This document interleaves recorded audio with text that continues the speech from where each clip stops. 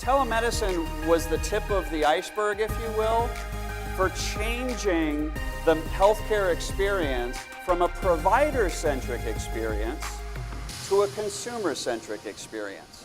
Apple Health has come and gone 3 times. Google Health has come and gone twice. Microsoft Health has come and gone twice, although the second one you haven't heard about. Verizon came and went. These are smart people.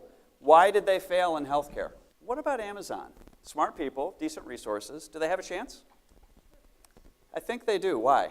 What's different about Amazon that Apple, Google, Microsoft, Verizon didn't have? They have figured out distribution.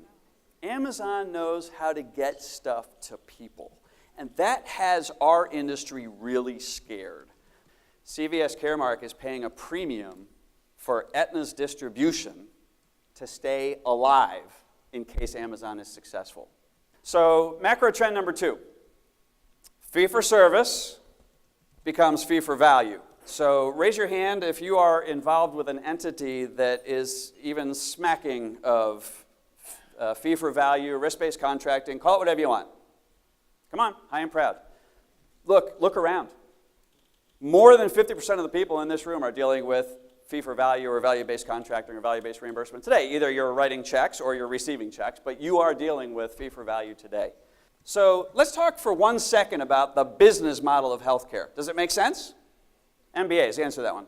Make sense? Makes no sense at all. Why do I say that, right?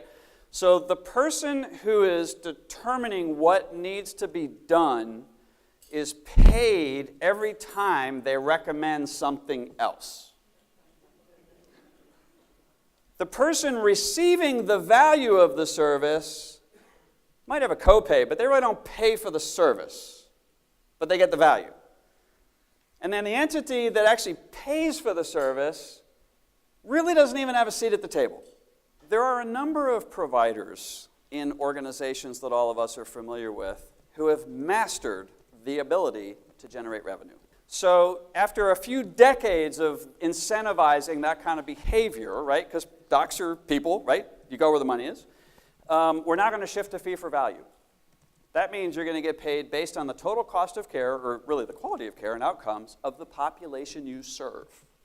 Good behavior, a good cardiac program, cardiac surgery program in your hospital that made you a bucket of money a decade or 2 or 3 ago may not work in the fee-for-value realm. There needs to be a bit of a shift in how we provide care. The person who receives the value needs to have a little bit of skin in the game. The entity that's paying for the value needs to have a little bit less risk, or at least a seat at the table. And those that are recommending the care that folks get have to really have an eye on what's the most efficient, effective, quality care, not the most care. Why do providers take risks today? Market share, bingo, that's the biggie. There's something's changing with my income, so I better latch on to a whole bunch of patients that are guaranteed to come to me. Many provider organizations, some of you know this, are taking on risk who are not equipped to handle risk. They're taking on risk for the wrong reason. They're taking on risk and they're not prepared to do well in a risk program. So you're just talking about changing a practice pattern from something that's inefficient and not cost effective to changing it to something that is cost efficient. You just got to figure out what those patterns are. Fee for value, man, is not only is it here to stay, but 1 year from today at this conference, it's going to be like 75% of the people in the room are going to put hands up. It's huge.